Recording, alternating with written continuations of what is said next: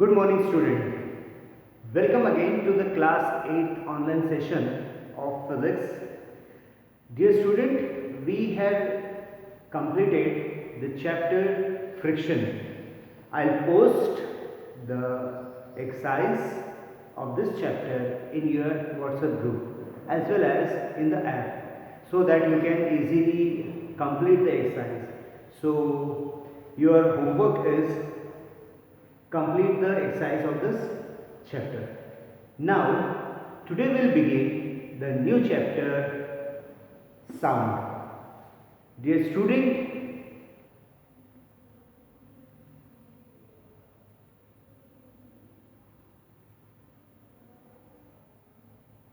wait. Do you think that there is any technical problem? That's why you are not able to hear? But there was no technical error, but it only the act which I played for you without sound, means without voice I try to show something. So from this you come to know that today's topic is chapter sound. It is one of the most amazing thing which can found around us. हम अपने आसपास इस sound को अलग अलग तरीके से देखते हैं. Okay, so today we'll see this chapter sound and we'll come to know how sound is produced.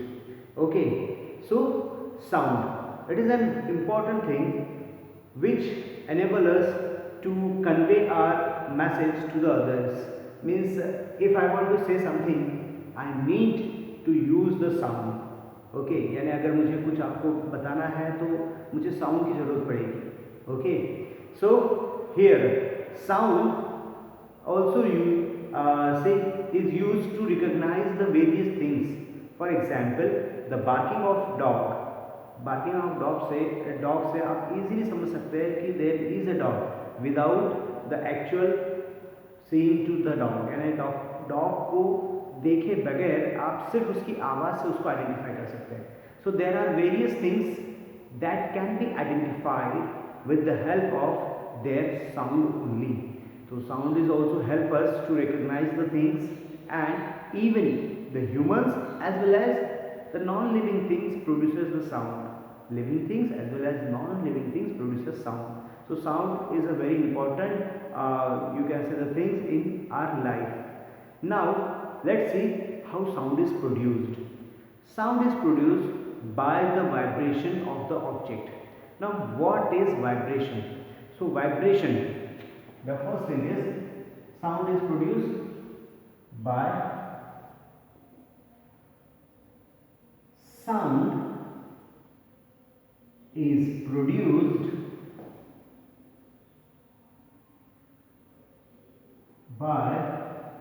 vibration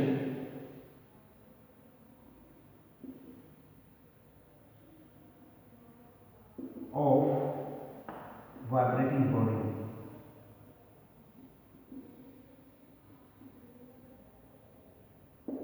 Now what is vibration? अब सबसे पहले क्वेश्चन तो यही आता है कि वाइब्रेशन क्या है. So vibration, here vibration is nothing but to and fro motion. To and fro motion of the body produces the vibration. To and fro, यानी जब कोई बॉडी टू एंड फ्रो आगे और पीछे मूव करती है तो उसे हम कहते हैं क्या? वाइब्रेशन. अब देखो, अगर आपको अच्छे से याद आ रहा हो तो आपने पेंडुलम देखा होगा. Okay, pendulum. So if you haven't seen the pendulum, so let's see. I'll show you the pendulum.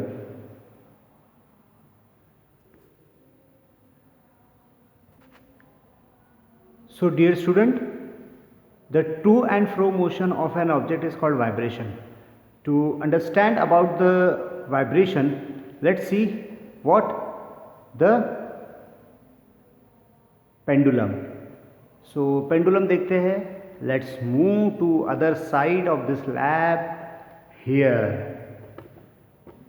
I have pendulum installed for you. ठीक है, ये देखिए मैंने आप लोगों के लिए एक पेंडुलम ला के रखा है यहाँ पर, this one. Okay, let me adjust the camera first, this one. So now pendulum, this is your pendulum, इसे हम पेंडुलम कहते हैं पूरा। This is called as bob, इसे हम कहते हैं bob. I will show you, see this is called bob, इसे हम बॉब कहते हैं। Bob is the solid sphere attach with the pin, pin के साथ अटैच है, so that it can be hang to a support, यानी किसी एक सपोर्ट को हम इसको अटैच कर सके, ऐसा ये एक bob solid sphere. Okay, and okay, solid sphere. Now this solid sphere is attached with the string के साथ। और ये जो string है, ये string कैसे बनी है? This string is a generally thread जैसे होता है वो, बट एक्चुअल में प्रैक्टिकल जो पेंडुलम बोला गया है, उस प्रैक्टिकल पेंडुलम में ये जो आपका थ्रेड होता है that is mass less string कहा गया है, but it's impossible to make string और you can say the thread which is mass less, यानी जिसका मास ना हो ऐसा स्ट्रिंग बनाना इट्स नॉट पॉसिबल, क्योंकि अगर कोई चीज़ एग्जिस्ट करती है so it must have the mass. If the thing exist it means it has a mass, तो मास होता ही है, और अगर मास नहीं है तो समझ जाओ कि वो स्ट्रिंग पॉसिबल ही नहीं है ना। तो हियर अब जैसे थ्योरेटिकल कंसेप्ट से बोला गया है कि there is a massless string, so let's consider this is a massless string, this is bob string, और ये एक सपोर्ट है, you can attach this to the nail also, घर में भी आप बना सकते हैं, कोई भी यहाँ पे मास ले लिया। Now see this pendulum you have seen below the watch वगैरह आपने देखा होगा, कुछ ऐसी वॉच होती थी जिसके नीचे में इस तरीके से पेंडुलम हमेशा क्या होता था, मूव होते रहता था। See this, okay? So this movement of the pendulum, ये जो पेंडुलम का मूवमेंट है, okay? Again I am moving it. See this, okay? So this movement of pendulum is called oscillation. इसे क्या कहा जाता है? ऑक्सिलेशन, ठीक है ना। ऑक्सिलेशन यहाँ से देखो, ये गया टू मोशन और ये फ्रो मोशन, इस तरीके से। ओके, आई होप कि this pendulum is visible to you. यहाँ से पेंडुलम आपको विजिबल है। I am moving it again, see this pendulum is moving, okay, and continuously if there is no air friction, कोई air friction नहीं होगा और यहाँ पे कोई भी फ्रिक्शन ना हो, अगर नहीं हो तो it can go very long, काफ़ी लंबे समय तक वो इस तरीके से ऑक्सीलेट होते रहेगा। दिस, ओह सॉरी थोड़ा सा वो गलत टकरा गया, सो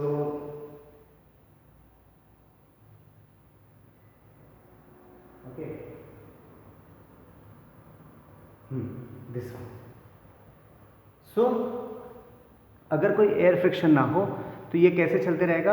continuous, but you know that there is air and that air produces the friction, है ना। लास्ट चैप्टर में भी हमने पढ़ा कि क्या होता है कि एयर फ्रिक्शन की वजह से बहुत सारी चीज़ें जो होती है, यानी एयर फ्रिक्शन की वजह से friction can stop the moving object, तो फ्रिक्शन की वजह से वो मूव करना बंद कर देता है। बट नाउ अब कुछ इंपॉर्टेंट चीज़ें आपको इस पेंडुलम से समझनी है, कुछ इंपॉर्टेंट चीज़ें आपको इस पेंडुलम से समझनी है, और जिससे आपके फिजिक्स के साउंड के बेसिक टर्म्स क्लियर हो जाएंगे। बेसिक टर्म्स में जैसे देखो, सबसे पहला, when it is at rest and it is not moving, देखिए मूव कर रहा है क्या? No, It is at the rest position. Okay, so this position, ये जो पोजीशन होगी, this is called as mean position. इसको हम मीन पोजीशन कहेंगे बिना मूव किए. अगर जो सेंटर पे starting point, okay, starting point is the mean position for this pendulum. तो इसका मीन पोजीशन कौन सा हुआ? ये. Now when we oscillate it, तो देखो यहां से इस तरफ गया, okay, and after that it comes to the position, then it moves to the other side and again come to its original position. So this one, यहाँ से इधर जाना, फिर उसी पोजीशन पे आना, फिर दूसरी तरफ जाना और फिर उसी पोजीशन पे आना. This is called one oscillation. इसे हम कहेंगे one oscillation. ठीक, ऊपर गया, वापस आया, तो ये एक साइड में हुआ, यानी ये हुआ हाफ ऑक्सिलेशन. ये कैसे हुआ? Half oscillation. देखो ये 1/4, हाफ, 3/4 एंड 1. यानी एक कंप्लीट ऑक्सिलेशन के लिए एक टू मोशन, फिर पोजीशन मीन पोजीशन पे and then fro motion, to motion and fro motion, इस तरीके से. सो यहां से लेके यहां तक और फिर इधर और फिर उसी पोजीशन पे. This is one oscillation. This is called as one oscillation. इसे क्या कहते हैं हम? One oscillation. अब वन ऑक्सिलेशन के बाद जो नेक्स्ट होता है, नेक्स्ट ऑक्सिलेशन के बाद ये समझ में आएगी डियर स्टूडेंट, एक जो कंप्लीट राउंड लेगा वो पहले टू, फिर अपनी जगह पे, फिर फ्रो और फिर अपनी जगह पे. So to and fro motion complete one round is called one oscillation. अब इस मीन पोजीशन से, this position is called mean position. मैंने कहा कि इसकी जो ओरिजिनल पोजीशन है ये क्या है? इसकी mean position. This one is the mean position. अब इस मीन पोजीशन से टू एंड फ्रो तो गया, लेकिन मैक्सिमम कितने दूर गया? यहाँ से सपोज यहाँ तक गया होगा. So the maximum displacement from its mean position, चाहे वो लेफ्ट में हो या राइट में हो या टू हो या फ्रो मोशन हो, so this maximum displacement of the object is called amplitude. Okay, I take it on the board also. जैसे ही मैं अभी बोर्ड पे आऊँगा तो मैं आपको ये फिर से चीजें दूंगा. तो what is this? This is the maximum displacement. बार बार मैं बता रहा हूँ डियर स्टूडेंट कि देखो ये मीन पोजीशन है, मीन पोजीशन से ये यहाँ तक गया. तो जब हम यहाँ से यहाँ तक का जो डिस्टेंस काउंट करेंगे, so that is the amplitude. Amplitude भी मीटर में काउंट किया जाता है. तो कितना इसका एम्पलीट्यूड है, higher is the amplitude, higher or louder is the voice, or you can say the sound, louder. यानी जितना ज़्यादा higher amplitude होगा, जैसे ये यहाँ से थोड़ा छोटा यहाँ तक गया, वापस आया, तो ये हुआ smaller amplitude. लेकिन वही ये अगर काफ़ी ऊपर तक जाता है और वापस आता है, so it has the higher amplitude. This is higher amplitude. और रिलेशन क्या है एम्पलीट्यूड के साथ, लाउडनेस के साथ? More is the amplitude, more is the loudness. जितना ज़्यादा एम्पलीट्यूड होगा उतना ज़्यादा लाउडनेस होता है. क्लियर? तो हमने कितनी चीज़ें देखी? Mean position, to and fro motion, amplitude, okay, oscillation, इतनी चीज़ें देखी. ठीक है. अब देखो, अब और एक चीज़ कि ये इसका मीन पोजीशन है. मीन पोजीशन से स्टार्ट किया, ओके, मीन पोजीशन से स्टार्ट किया और यहाँ तक गया एम्पलीट्यूड, मैक्सिमम एम्पलीट्यूड तक, फिर वापस आया, फिर इधर गया और फिर अपनी मीन पोजीशन पे आया. तो ये एक oscillation, this is called one oscillation. This is called as one oscillation.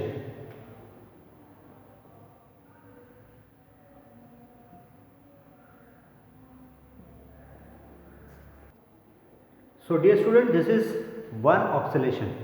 Okay. Now अब देखो ये वन ऑक्सिलेशन के लिए how much time it required, यानी एक ऑक्सिलेशन के लिए उसे कितना समय लगा, that is called the time period of the pendulum. यानी पेंडुलम का टाइम पीरियड, हर पेंडुलम का टाइम पीरियड अलग अलग हो सकता है डिपेंडिंग ऑन द एम्पलीट्यूड. तो जैसे देखो ये पेंडुलम है और ये यहाँ से यहाँ तक गया और वापस आया, तो इसके लिए हमें स्टॉप वॉच से लेके इसे कैलकुलेट करना होगा कि ये एक ऑक्सिलेशन ऑक्सीलेशन कितने देर में कंप्लीट करता है? वन ऑक्सीलेशन फिर से ध्यान में हो जाए, यहाँ से आगे, फिर मीन पोजीशन पे, फिर पीछे, और that mean position. So up to this is called as what? This is called as one oscillation. और वन ऑक्सीलेशन के हिसाब से वन ऑक्सीलेशन कितने समय में कंप्लीट करता है? That is called as time period. It may be half second, 1 second, 2 second, जितना भी समय हो, तो ये एक ऑक्सीलेशन कितने समय में कंप्लीट करता है? That is time period. And the last one, the most important, the frequency. Frequency का मतलब ये होता है कि number of oscillation in 1 second. यानी अगर हम 1 सेकेंड का टाइम लगाए और देखें कि 1 सेकेंड में ये कितने क्या करता है. जैसे मैंने अगर अभी टाइम स्टार्ट कर दिया यहाँ पर, okay, yes, started, and then I will count 1 2, it's near about half. Okay, half oscillation in 1 second, half oscillation ले रहा है, तो इसका number of frequency is half, और यू कैन से 1/2. डन. तो फ्रीक्वेंसी जो है, फ्रीक्वेंसी का जो यूनिट होता है वो होता है हर्ट्ज. तो how many number of oscillation? That is only half oscillation, so 0.5 hertz. Number of oscillation is 0.5 hertz. So इस तरीके से हम इसका ऑक्सीलेशन भी, यानी इसकी फ्रीक्वेंसी भी फाइंड आउट कर सकते हैं. तो फ्रीक्वेंसी की डेफिनेशन क्या होगी? The number of oscillation by a pendulum in 1 second is called frequency. Okay, तो ये कुछ इंपॉर्टेंट टर्म्स हुई. So dear student, let's move to the board and we'll write the definition. Okay,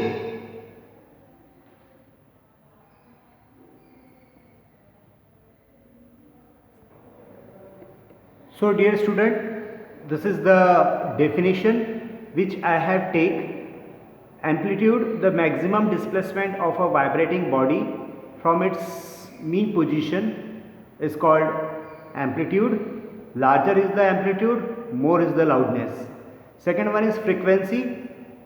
Okay, the number of oscillation, the number of vibration produced by the vibrating body in 1 second, that is called as frequency. Then time period, the time that a vibrating body takes to complete one vibration is called time period.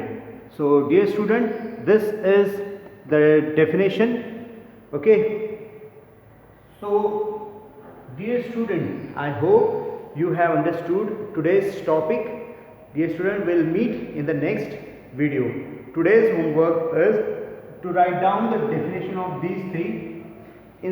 ये जो 3 definition है वो आपको लिखनी है, और इसके पहले भी मैंने स्टार्ट ऑफ द वीडियो आपको होमवर्क दिया था, and that is to complete the exercise of the previous chapter, that is friction chapter की एक्सरसाइज कंप्लीट करनी है. उसका PDF मैं आपके ग्रुप में एज वेल एज ऐप में डाल दूंगा, आप वहाँ से देख सकते हैं. Okay, you can complete the exercise. Done. C